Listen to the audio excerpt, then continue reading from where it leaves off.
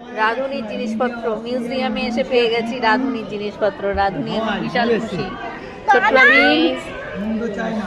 ভুট্টা ভুট্টা সব রাঁধুনির জিনিস মিউজিয়ামে রাখা। মিউজিয়ামে এসে বন্ধুরা রাঁধুনির জিনিস দেখে রাঁধুনি খুব খুশি হয়ে গেছে। সব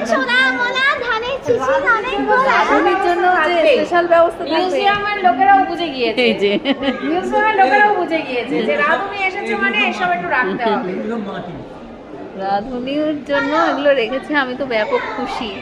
আমার জন্য কিছু আইটেম রাখতে পারে মিউজিয়াম, যে সব মশলার আইটেম এগুলো বন্ধুরা। তখন রাঁধুনি হিসাবে গর্বিত হচ্ছে যে রাঁধুনির জন্য জিনিস আছে। এতক্ষণ তো দেখছিলাম এইসব, রাঁধুনির জন্য যে জিনিস থাকবে এগুলো দেখতে ভাবতে পারি না।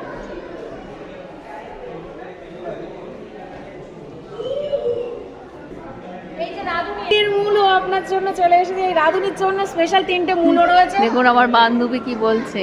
পালং শাকটা এখনো দেখতে পাচ্ছি না, মূলো দিয়ে পালং শাক যদি এখানে থাকতো এখানেই রান্না শুরু করে দিত। এখানেই নাকি আমি রান্না শুরু করি। ফলও আছে, মশলা আছে, জোয়ান। মিউজিয়ামে এসে ছোট্ট বাবিন খুবই মজা করছে দেখুন বন্ধুরা। এই যে